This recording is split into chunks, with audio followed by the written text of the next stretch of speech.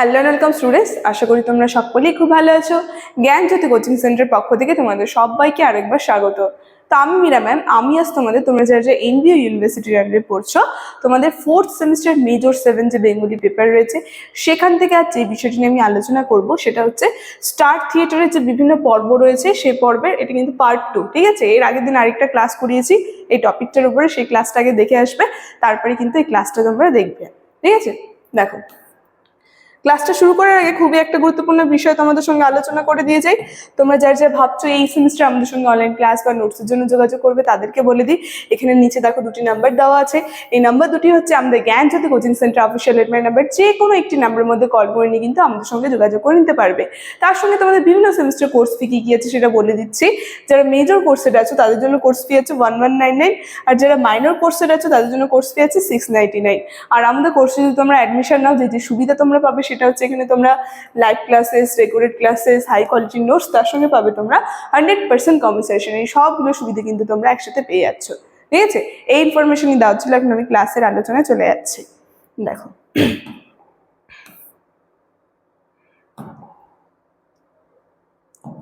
প্রথমে বলেছি স্টার থিয়েটারের যে বিভিন্ন পর্বগুলো রয়েছে এটা কিন্তু পার্ট 2।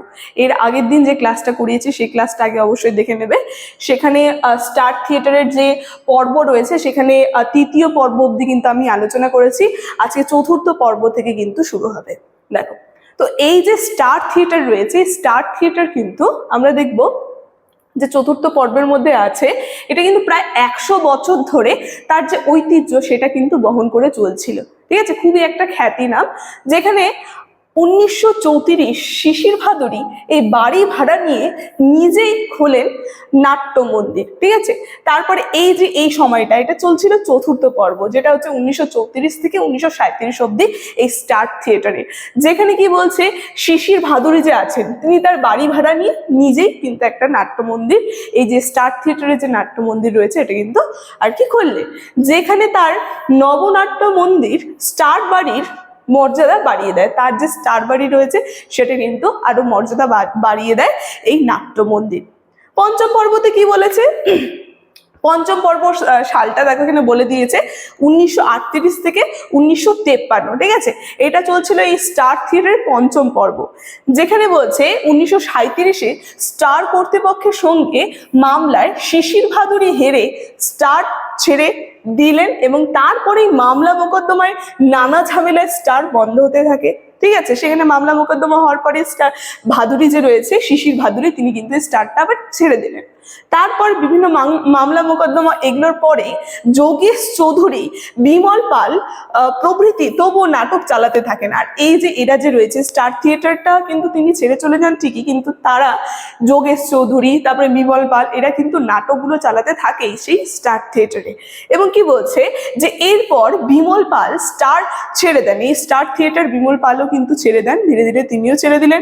এবং স্টারের নতুন লেসি হলেন সলিল কুমার মিত্র, যেখানে স্টারে ধর্মদ্বন্দ্বী এই গয়া তীর্থ, তার সঙ্গে শিবার্জুন প্রভৃতি নাটক কিন্তু অভিনীত হতে থাকে।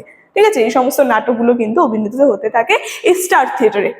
এবং তারপর কি বলছে, এছাড়া এই সময় অভিনীত নাটক হলো বাংলার রোমা, তারপরে বাসুদেব প্রভৃতি কিন্তু এই সময় এই সমস্ত নাটকগুলো কিন্তু এই স্টার থিয়েটারের মধ্যে অভিনীত হতো। তারপর দেখো কি বলছে,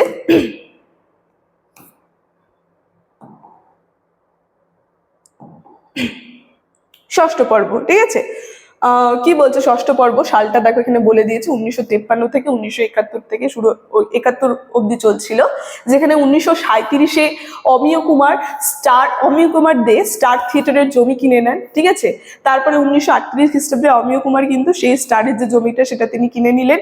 এবং তারপর কি হয়েছে, এরপরই প্রায় 1953 থেকে 1931 খ্রিস্টাব্দ স্টার তার গৌরবময়তা টিকিয়ে রাখতে পেরেছিল। ঠিক আছে, তো এই সময়টা অবধি কিন্তু স্টার থিয়েটারের যে গৌরবময় যে ব্যাপারটা এটা কিন্তু তারা বজায় রাখতে পেরেছিল। এবং কি বলছে, এখানে শ্যামলী, শ্রীকান্ত প্রভৃতি অভিনয় সারা ফেলে দিয়েছিল, যেখানে রাজলক্ষ্মী বিশেষত্বের দাবিদার, মনোজ বসুর ডাক বাংলো, বৃষ্টি প্রভৃতি শ্রেষ্ঠত্বের দাবি দ্বিতীয় বিশ্বযুদ্ধের পরবর্তী রঙ্গলয়ে প্রাণের বাণ ডাক দিয়েছিল স্টারে। ঠিক আছে, তো এই সমস্ত নাটকগুলো কিন্তু দ্বিতীয় বিশ্বযুদ্ধে আমরা দেখবো যে সেই সময়ের পরবর্তীকালে এই রঙ্গলয়ের মধ্যে একটা প্রাণের বাণ সেটা কিন্তু ডাক দিয়েছিল স্টার থিয়েটার, যেখানে উজ্জীবিত করেছিল অন্যান্য রঙ্গলয়গুলিকেও, আরো কিন্তু সেগুলোকে সমর্থন করছিল। ঠিক আছে, তারপরে লাস্ট চলে আসছে সপ্তম পর্ব, এই স্টার থিয়েটারের সপ্তম পর্ব, যেখানে সালটা বলছে 1971 থেকে 1991 অবধি কিন্তু এই যে সপ্তম পর্ব কিন্তু চলছিল স্টার থিয়েটারে। এবং কি বলছে 70-এর দশকের পট পরিবর্তন, যেখানে রাজনৈতিক ডামাডোল প্রভৃতি জীবন সমস্যা যে রয়েছে, সমস্যার ব্যাপক নাট্য রূপায়ণ করতে স্টার ব্যর্থ হয়ে যান। ঠিক আছে, তো এই 70-এর দশকের পরে এই স্টার থিয়েটারে যে সমস্ত নাটক ছিল, সে নাটক রূপায়ণের ক্ষেত্রে কিন্তু স্টার থিয়েটার ধীরে ধীরে ব্যর্থ হয়ে যাচ্ছিল। সেখানে 1974 সালে স্টারের সম্পর্ক শেষ হলো দেবনারায়ণের সঙ্গে। ঠিক আছে, এই দেবনারায়ণের সঙ্গে এই যে 1974, আর মানে ধীরে ধীরে সবাই কিন্তু এই স্টার থিয়েটারের সঙ্গে যে সম্পর্ক সেগুলো কিন্তু আর কি ছেড়ে দিচ্ছিল। তারপর কি বলছি, এই সময় পরিচয় নাটক, এই নাটকটা যেটা 207 রাত্রি এবং 545 রাত্রি কিন্তু চলছিল। আর কৃষ্ণকান্তের উইলের নাট্যরূপ, ঠিক আছে, এই যে কৃষ্ণকান্তের উইল একটা বিখ্যাত নাটক, এই নাটকের যে নাট্যরূপ সেটা কিন্তু চলছিল এই তখন স্টার থিয়েটারের নাটকের মধ্যে। এবং এরপর কর্মীদের সঙ্গে মনোমালিন্যর কারণে স্টার 1938 লকডাউন ঘোষণা করে। এরপরেই কিন্তু রঞ্জিত মল 1998 স্টারের দরজা খুলিলেন। ঠিক আছে, তারপরে কিন্তু এই সালটাই কিন্তু এই যে স্টারের দরজা যে রয়েছে রঞ্জিত মল কিন্তু খুললেন, এবং তারপর ঘরজামাই, স্বামীরা আসামি প্রভৃতি নাটক কিন্তু এতে অভিনীত হতে লাগলো। এরপরে অভিনেতা সুদর্শন সৌমিত্র চট্টোপাধ্যায় অভিনয় করলেন স্টারে, যেখানে ঘটক বিদায় এই নাটকটা আমরা দেখতে পারবো, এই নাটকে কিন্তু অভিনয় করলেন। এবং কি বলছে যে মাধবী মুখোপাধ্যায়, শ্রীলা মজুমদার, তারপরে এরা বিভিন্ন কিন্তু এখানে বিভিন্ন যে রয়েছে তারা কিন্তু এখানে নাটক করেছিলেন। এবং তাই ঘটক বিদায় টানা 316 রাত্রি চলছিল। তাহলে ভাবো এই যে নাটকটা রয়েছে ঘটক বিদায়, এটা কিন্তু 316 রাত্রি অবধি চলছিল। এবং তারপর কি বলছে যে আবারও মরাগাঙ্গে এসেছিল অভিনয়ের বাণ, মানে সেই যে জিনিসটা যেটা হাতছাড়া হয়ে যাচ্ছিল সেটার মধ্যে কিন্তু আবার একটা মানে জীবন, সেই যে সেটা কিন্তু ফিরে পেল স্টার থিয়েটার, যেখানে কিন্তু 317 রাত্রি অভিনয়ের আগে 12ই মতান্তরে 13ই অক্টোবর 1991 স্টার ধ্বংস হয়ে গেল আগুনে পুড়ে। আর শেষমেশ আমরা দেখবো সালটা 1991। ধীরে ধীরে কিন্তু চলছিল নিভু নিভু আলোতে, কিন্তু তারপরে কিন্তু এই স্টার থিয়েটার পুরোপুরি বন্ধ হয়ে গেল। ঠিক আছে, যেটা আগুনে পুড়ে কিন্তু স্টার থিয়েটারটা বন্ধ হয়ে গেল, যেখানে শতাব্দব্যাপী এই রঙ্গালয়ের সমাপ্তি ঘটলো করুণভাবে। এইভাবেই কিন্তু স্টার থিয়েটারের যে ঐতিহ্য এটা কিন্তু একেবারে ধ্বংস হয়ে গেল। ঠিক আছে, তো এই যে স্টার থিয়েটার টপিকটা একটু বড় ছিল। ঠিক আছে, যে কারণে দুটা পার্টি কিন্তু আমি আলোচনা করেছি এই স্টার থিয়েটার থেকে, তোমরা পারলে পরে একবার দেখে নাও। এখানে চতুর্থ পর্ব থেকে শুরু হয়েছে, সপ্তম পর্বে শেষ।